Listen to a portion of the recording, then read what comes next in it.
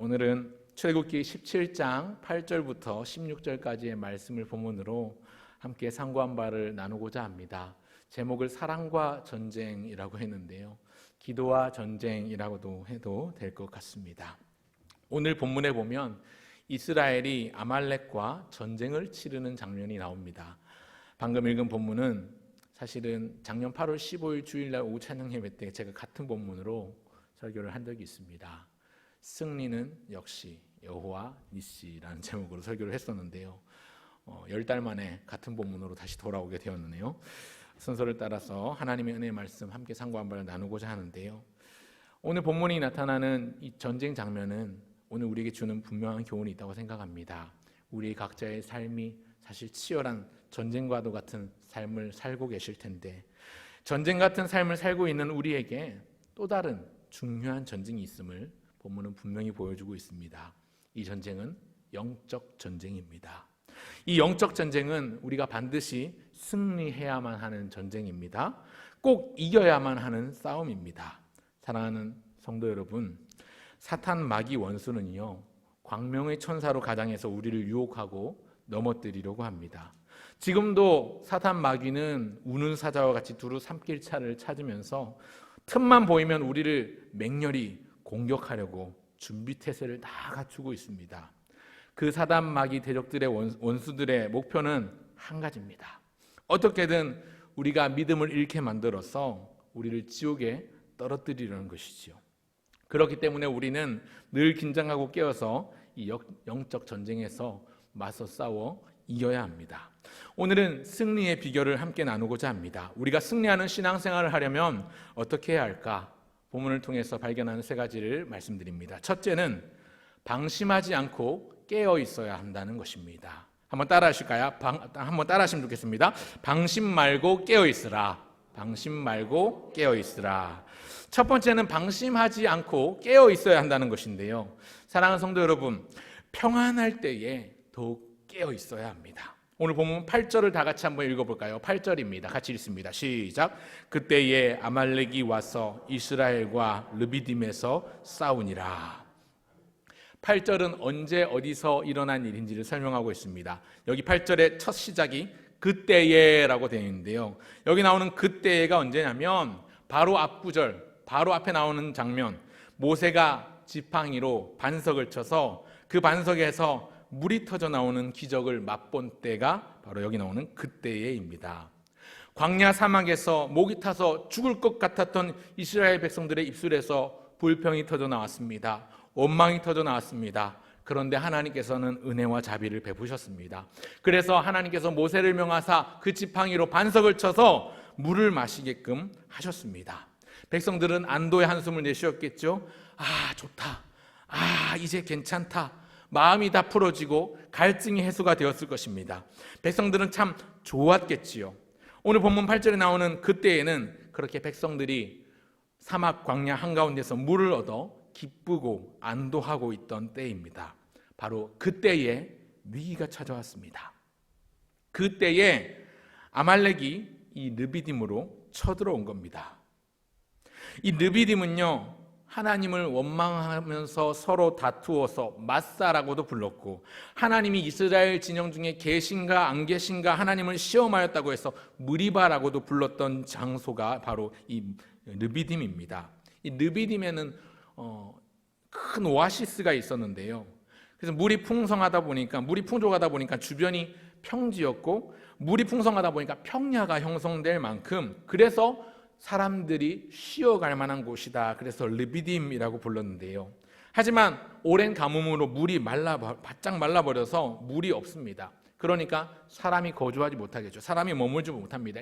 인적이 끊겼습니다. 그런데 거기에 이스라엘 백성들이 진을 치고 자리를 잡았는데 반석에서 물이 콸콸콸 솟아나서 수많은 백성들이 그 물을 마시고 생기를 회복했다는 소문이 삽시간에 퍼져나간 것 같습니다. 그러니 이 광야 사막에서 유랑하며 도적질을 일삼던, 약탈하던 아말렉 족속이 이 샘을 차지하러 쳐들어온 겁니다. 여기 나오는 이 아말렉 족속은요, 에서의 손자가 아말렉인데 그 아말렉의 후손들입니다. 야곱과 쌍둥이형 에서 아시죠? 이 에서의 특징이 무엇입니까? 밤낮 사냥을 다니면서 육신적인 것을 추구하고 하나님에 대해서는 별 관심이 없이 살았던 인생입니다. 그래서일까요? 그 후손은 철저하게 성경에서 버림받은 족속으로, 하나님 앞에 배제된 족속으로 나타납니다. 그 민족성을 그대로 이어받아서 이 아말렉은요, 어릴 때부터 사냥에 능하고 싸움을 많이 했습니다. 그래서 그 민족성이 상당히 야성적이고 야성미가 넘치고 또 호전적입니다. 싸움을 좋아합니다. 싸움을 잘하고 좋아하는 것이지요. 그래서 이들은 어느 한 곳에 정착해서 농사를 짓기보다 계속 돌아다니면서 사냥을 주로 하면서 힘이 약한 부족들을 약탈하면서 살았습니다. 이 가나안 남쪽, 동쪽, 남동쪽 네게브 사막 지역에서 주로 유랑하며 다녔던 사람들이 이 아말렉 족속인데요. 이 아말렉 족속이 지금 르비딤에 샘이 터졌다는 소식을 듣고 쳐들어온 겁니다. 여러분, 이 아말렉 족속은 이스라엘 역사에 있어서 잊을만 하면 나타나서 하나님의 백성인 이스라엘을 괴롭혔던 대적들입니다. 하나님을 대적하고 또 하나님의 백성들을 괴롭히고 대적해서 일어났던 상대가 아말렉입니다. 그래서 하나님의 백성을 괴롭히고 교회를 무너뜨리는 사탄과 어둠의 세력으로 대표되는 족속이 바로 아말렉입니다. 여러분, 사탄 마귀는요, 이 아말렉 족속처럼 폭력적이고 사납고 교활하고 약탈을 일삼습니다. 그런데 지금 이 아말렉이 이스라엘에, 르비딤에 머물고 있는 이스라엘에 갑자기 습격을 해온 것이지요. 지난번에 제가 그 앞본문을 설교하면서 르비딤에 나오는 이 지팡이가 쳤던 반석은 예수님을 뜻한다고 말씀드렸었고요. 또 반석에서 나온 물은 예수님을 통해서 우리에게 주신 영원한 생명수, 영원한 영생수인 구원을 의미한다고 했었습니다. 그런데 많은 경우에요, 그 비유대로라면 우리가 은혜가 충만하고 하나님의 축복에 성령이 충만하게 그렇게 젖어 있을 때 갑자기 마귀가 공격해오는 것이지요. 사랑하는 성도 여러분, 사탄은요, 우리 마음이 풀어지면 기다렸다는 듯이 우리를 공격해 옵니다.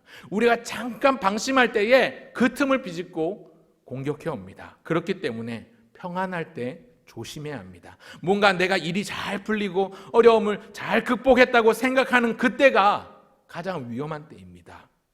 여러분, 나는 바로 잘 가고 있다고 생각하는 그때가 바로 넘어질까를 조심해야 하는 때입니다.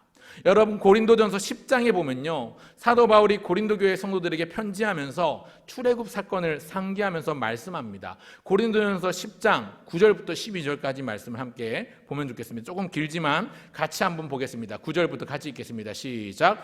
그들 가운데 어떤 사람들이 주를 시험하다가 뱀에게 멸망하였나니 우리는 그들과 같이 시험하지 말자.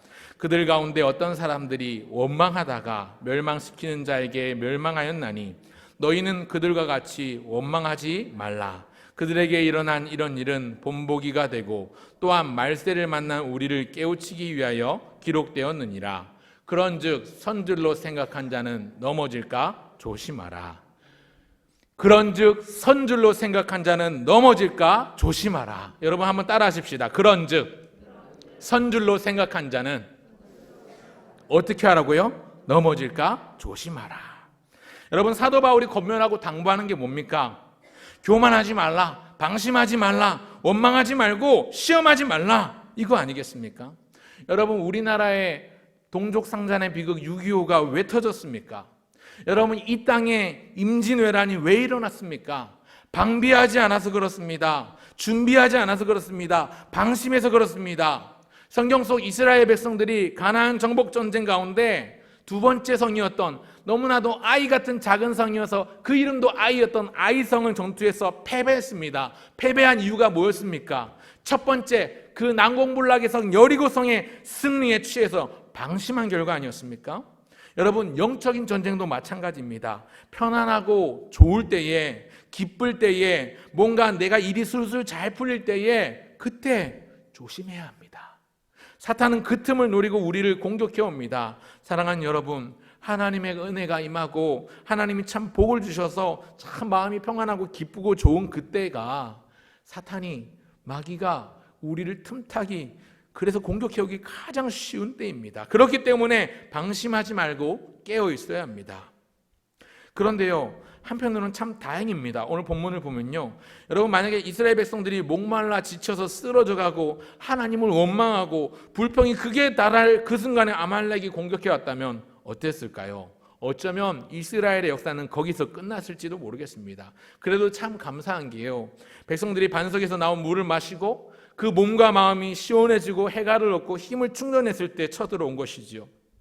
그나마 싸울 여력이 있고 상태가 괜찮아서 쳐들어온 그들을 맞서 싸울 수 있었습니다. 그런 의미에서 우리 하나님 참 실수가 없으신 분이십니다. 우리가 감당할 시험만 감당케 하시는 분이십니다. 우리로 하여금 싸울 만한 싸움을 싸우게 하십니다. 그렇기 때문에 우리는 항상 방심하지 않고 깨어 있어야 되겠습니다. 여러분, 방심하지 않고 깨어 있는 저와 여러분 모두가 되시기를 주의 이름으로 축원합니다. 아멘. 그러면 여러분, 방심하지 않고 항상 깨어 있으려면 어떻게 해야 될까요? 둘째, 주님을 사랑해야 합니다. 한번 따라 하실까요? 주님을 사랑하라. 주님을 사랑하라. 주님을 사랑해야 합니다. 두 번째는요, 무엇보다 주님을 뜨겁게 사랑해야 합니다. 사랑한다는 말은요, 곧 가까이 한다는 말로 바꿀 수도 있을 것 같습니다. 왜 그렇습니까? 여러분, 사랑하는 사람은요, 항상 가까이 함께하고 싶습니다. 또 내가 좋아하고 아끼고 사랑하는 물건이 있다면 항상 내 가까이 두고 싶어 합니다. 내가 좋아하고 사랑하는 우리 집 애완견이 있다고 한다면 항상 가까이 안아주고 싶지요. 여러분, 우리가 항상 깨어 있으려면 주님을 가까이 하셔야 합니다. 주의 말씀을 가까이 하셔야 되고요, 여러분, 방심하지 않으려면 주님께 바짝 붙어 있어야 합니다. 여러분, 사탄 마귀, 우리 대적 사탄 마귀 원수는요, 신앙생활 할 때 뒤처진 사람, 대충 느슨하게 슬슬 따라가며 설렁설렁 하는 사람은 그냥 단번에 그냥 쓰러뜨리는 거죠. 여러분, 베드로를 생각해 보십시오. 예수님께서 잡히셨을 때 베드로는 예수님이 멀찍이 떨어져 따라갔습니다. 멀찍이 떨어져 따라갔지요. 그의 호기롭던 주님 앞에서 주님을 위해서라면 죽음도 불사하겠다던 죽는 자리까지 가겠노라 공언하며 큰 소리를 떵떵 쳤던 베드로였는데 현실은 어땠습니까? 도망갈 길을 미리 대비하고 기회를 보고 있었습니다. 결국 그렇게 조금 떨어져서 있으니까 사람들이 저도 그와 함께 있어도다, 저도 그와 함께 같은 도당이다, 그렇게 얘기하니까 결국 주님을 모른다고 3번이나 부인하면서 넘어졌지요. 여러분, 주님을 따르려면 주님께 바짝 붙어 따라가야 합니다. 여러분, 예수님을 믿으려면 분명하게 확실하게 붙들고 믿어야 합니다. 여러분, 그런데요, 주님을 사랑하는 사람에게는 시험이 없을까요? 아니요. 주님을 사랑해도 시험이 있습니다. 방금 베드로 이야기를 했지만 베드로도 그랬고요. 여러분, 주님을 사랑하면 전쟁이 없을까요? 아니요. 주님을 사랑해도 하나님은 전쟁을 치르게 하십니다.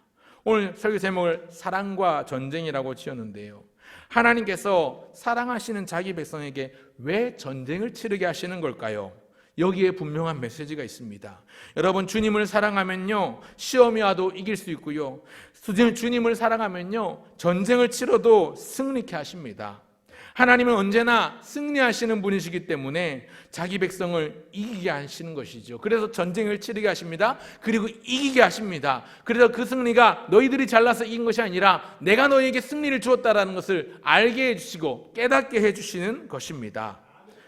여러분, 그래서 오늘 본문에 보면 하나님의 이름을 여호와 니시라고 부르는데요, 여호와 하나님이 나의 승리의 깃발이시다라고 말하는 겁니다. 그래서 승리는 역시 여호와 니시 하나님으로부터 말미암습니다. 15절을 한번 다 같이 읽겠습니다. 15절까지만 읽겠습니다. 시작. 모세가 제단을 쌓고 그 이름을 여호와 니시라 하고. 여러분, 아말렉은요, 이 전쟁에서 패합니다, 결과적으로. 하지만 이 전쟁에서 결과적으로 패하지만 완전히 사라지지 않아요. 언젠간 또 이스라엘 역사의 전면에 등장해서 그들을 또다시 공격해오고 또다시 괴롭힙니다. 잊을만 하면 나타나서 그들을 괴롭힙니다. 그러나 걱정하지 않아도 됩니다. 왜 그렇습니까? 16절 같이 한번 읽어보겠습니다. 16절입니다. 15절과 16절만 읽어보겠습니다. 시작. 이르되 여호와께서 맹세하시기를 여호와가 아말렉과 더불어 대대로 싸우리라 하셨다 하였더라. 왜 걱정하지 않아도 되냐면요, 이후에 또다시 공격해 오겠지만 걱정하지 않아도 되는 이유는요, 여호와가 아말렉과 더불어 대대로 싸우리라 하셨다. 하나님이 다시 아말렉이 공격해 오더라도 승리는 역시 여호와 니시 우리 하나님께 있다는 사실을 이스라엘 백성들에게 가르쳐 주시고 알려주시고 상기시켜 주시는 것입니다.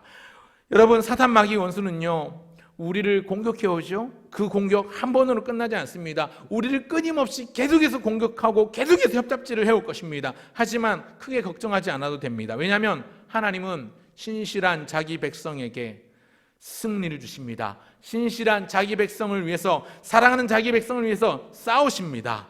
그 앞에 대적할 자가 누구도 없습니다. 그렇기 때문에 하나님은 자기 백성에게 승리를 주는 분이십니다. 우리는 그냥 방심하지 않고 주님을 가까이 하고 주님을 뜨겁게 사랑하면 됩니다.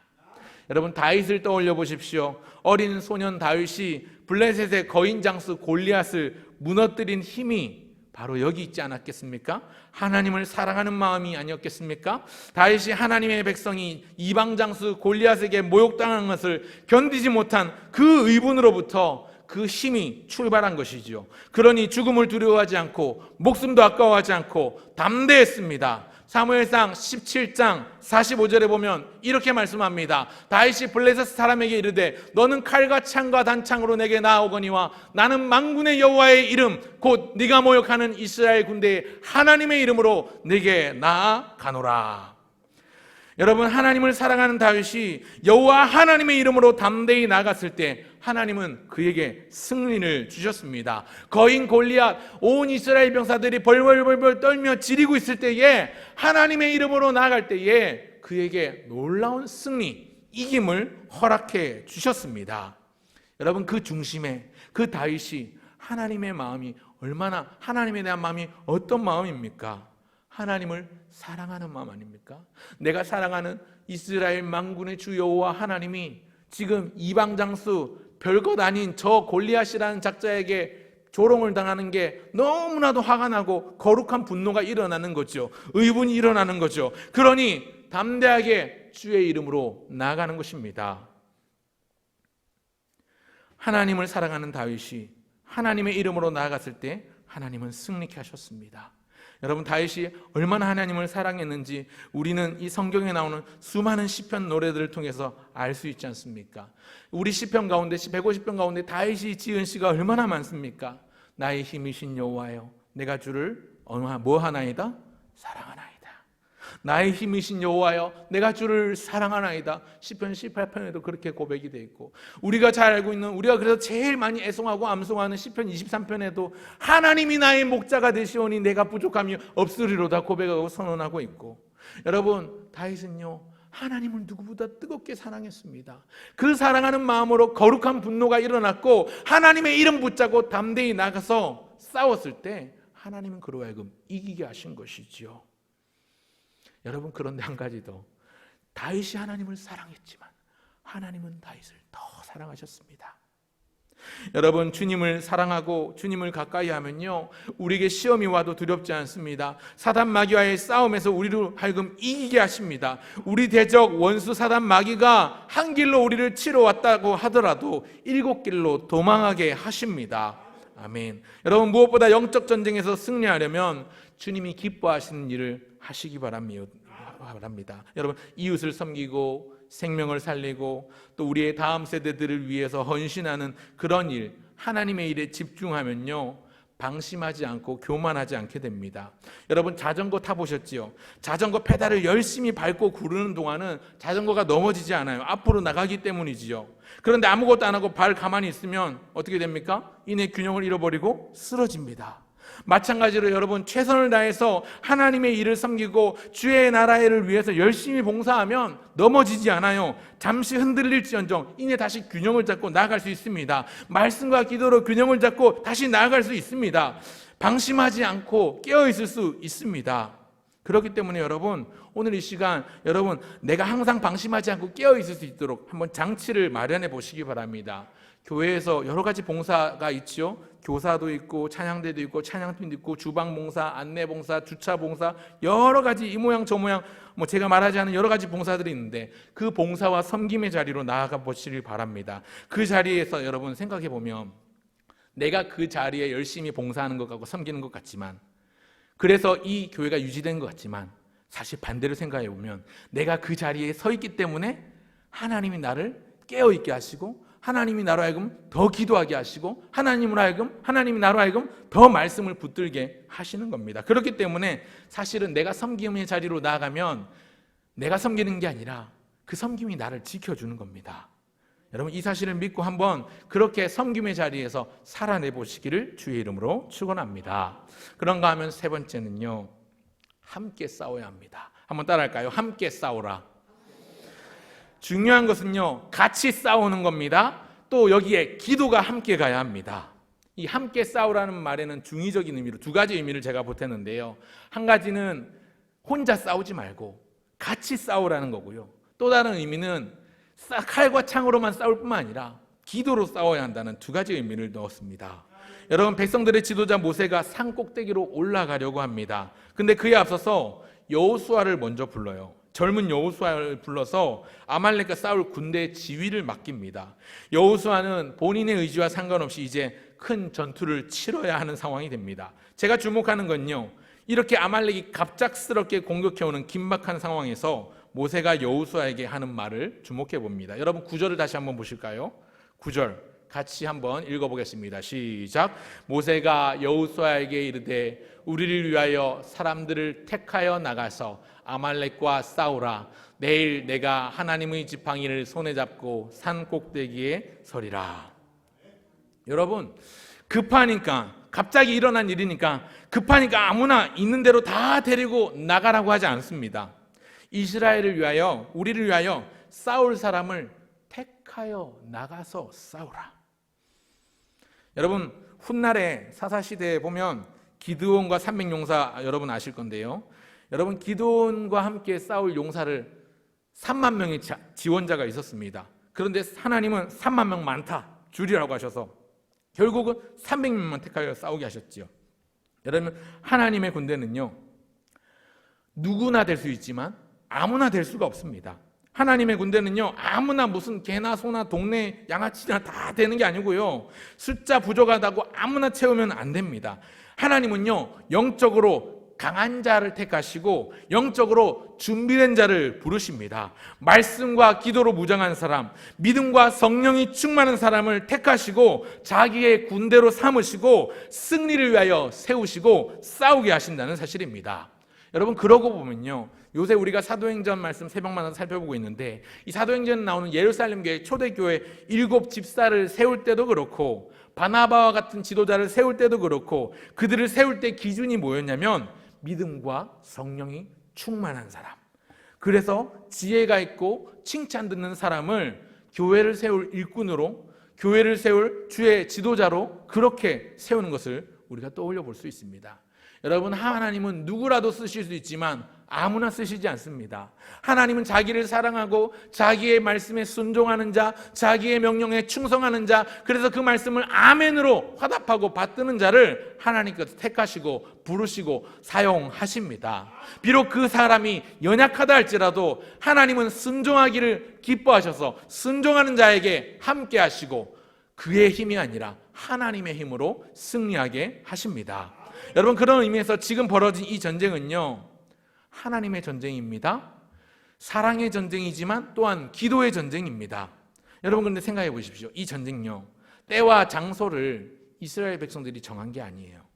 적들이 먼저 공격해 왔습니다. 그러니까 아말렉이 이 때와 장소를 정하고 기습해 온 겁니다. 그런데요, 우리의 영적인 전쟁, 우리의 영적인 싸움도 그렇습니다. 여러분 우리가 먼저 사탄 마귀를 공격하면 참 좋을 텐데, 항상 보면 사단 마귀가 우리를 먼저 도발해오고 우리에게 먼저 싸움을 걸어오지요.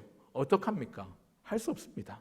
사탄이 그렇게 우리를 공격해올 때 우리는 정면으로 맞서 싸워야 합니다. 야고보서 4장 7절은 이렇게 말씀합니다. 마귀를 대적하라. 그리하면 너희를 피하리라.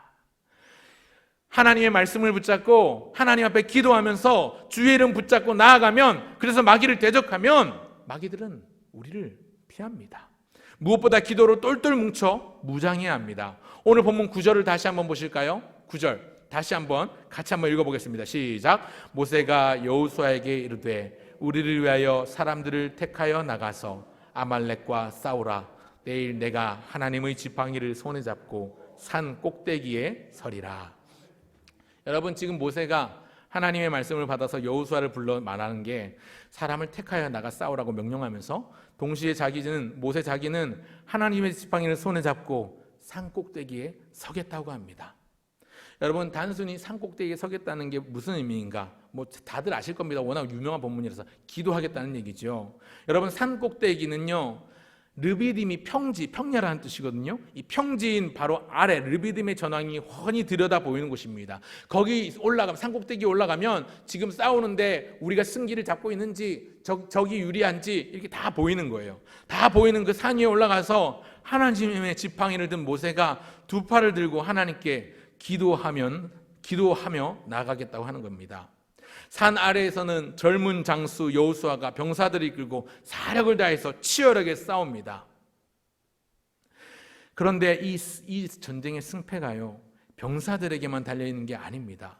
이 전쟁, 아까도 말씀드렸지만 결과적으로 이스라엘이 승리했습니다만, 이 승리는 병사들이 잘 싸워서만 이긴 게 아니고요, 산 아래에서 그렇게 치열하게 사력을 다해서 전투가 벌어지는 동안 산 위에서는 하나님의 지팡이를 든 모세가 두 팔을 들고 하나님께 기도하면서 간절히 매달린 것이지요. 모세가 손을 들고 기도하면 이기고, 승기를 잡다가도 피곤해서 팔이 내려오면 손을 그래서 잠시 내리면 다시 승기가 아말렉 쪽으로 기우는 양상이 돼버린 겁니다.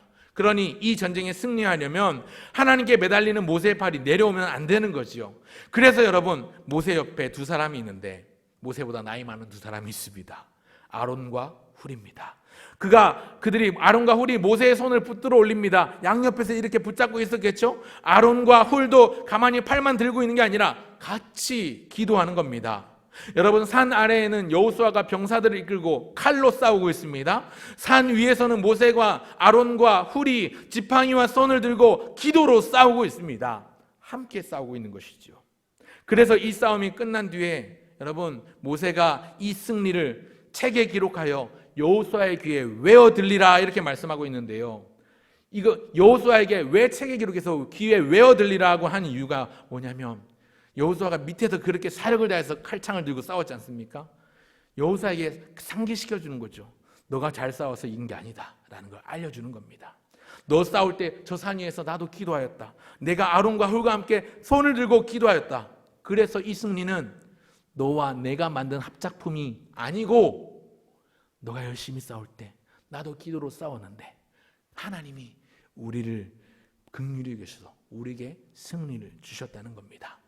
이때의 승리로 여호수아는 확실하게 학습했을 것입니다. 그래서 이후에 모세가 죽고 여호수아가 가나안 정복 전쟁을 할 때에 그가 교만하지 않고 그가 쓰러지지 않고 가나안 정복 전쟁을 완수할 수 있었던 것은 이때 학습했던 승리를 주시는 하나님에 대한 분명한 학습 때문에 그가 그런 가나안 정복의 임무를 완수할 수 있었습니다. 여러분, 아말렉과의 이 전쟁은요, 그냥 창칼로 싸우는 싸움이 아닙니다. 이 싸움은 영적인 싸움이고 기도가 반드시 뒤따라야 하는 기도의 전쟁입니다. 기도로 함께 싸우는 이 전쟁, 결국 승리했습니다. 하나님이 승리를 주셨습니다. 여러분, 함께 기도로 싸울 동역자가 있으십니까? 내가 나를 위해서 기도할 뿐만 아니라 남을 위해 기도하는 걸 우리가 보통 중보기도라고 하지요. 이 중보기도가 얼마나 중요한지 모릅니다. 여러분, 중보기도의 위력이 얼마나 대단합니까? 여러분, 중보기도는요, 하나님의 손을 움직이는 놀라운 결과로 이어집니다. 여러분, 기도가 최고의 사역입니다. 여러분, 흔히 왜 우리 선교지에 나가 있는 선교사님들 위해서 기도할 때 이런 말 하잖아요. 기도로 선교사님을 돕는다, 이런 말 하잖아요. 여러분, 기도는 기도로 돕는 게 아니라 우리가 기도하면 기도 자체가 선교입니다. 기도 자체가 싸우는 행위가 되는 겁니다. 기도는요, 선교를 돕는 보조 사역이거나 어떤 기도는 성교를 넣는 부차적인 활동이 아니고요. 기도 자체가 치열한 영적인 전투이고 선교입니다. 기도 자체가 우리에게 있어서 중요한 사역입니다. 기도는 그래서 호흡이라고 비유를 많이 하죠. 한번 따라할까요? 기도는 호흡입니다. 기도는 호흡입니다. 여러분, 무엇보다 다른 사람을 위해서 기도하는 중보의 기도는요, 하나님이 우리에게 허락해 주신 큰 축복입니다. 위대한 중보자 되신, 유일하신 중보자 되신 예수님께서 하셨던 그 일을 우리에게도 하도록 그 마음을 우리 각 사람들에게 부어주셨습니다. 우리는 다른 사람을 위해 기도하면서 예수님의 마음을 헤아릴 수 있습니다. 예수님의 마음을, 심정을 알게 됩니다. 하늘과 땅을 연결하는 유일한 통로이신, 길이요 진리요 생명 되신 우리 예수님께서 중보자가 되어주셨고 새 언약의 보증이 되어주셔서 우리를 위하여 성부 하나님과 함께 일하십니다. 오늘도 말할 수 없는 탄식으로 우리를 위하여 간구하고 계신 그 하나님이, 그 중보가 있기에 우리 또한 나의 만족과 유익을 위해서 기도할 뿐만 아니라 내가 또한 누군가 다른 사람을 위해서 기도할 수 있는 것이지요. 우리가 기도하고 마칠 때에 그래서 내 이름으로 기도합니다, 김상근의 이름으로 기도합니다, 이게 아니라 그냥 아멘 하지 않고 누구의 이름으로 기도합니까? 예수님의 이름으로. 우리의 유일하신 참 하나님이요 유일한 중보자 되신 예수님의 이름으로 기도하는 것입니다. 여러분, 말씀을 맺겠습니다. 사랑하는 성도 여러분, 기도는 교회의 중요한 자산입니다. 기도는 교회의 능력입니다. 여러분, 우리 교회가 기도의 능력이 살아있는 교회, 기도의 응답이 나타나는 교회가 되기를 간절히 소원합니다. 오늘 세 가지 말씀드렸는데요. 첫 번째, 방심하지 말고 깨어있으라. 두 번째, 무엇보다 주님을 뜨겁게 사랑하라. 세 번째, 기도로 함께 싸우라. 같이 싸우라. 여러분, 이 주신 말씀을 마음에 담으셔서 저와 여러분 모두가 넘치는 기도 응답의 복을 누리며 살아가시기를 주님의 이름으로 축원합니다. 아멘.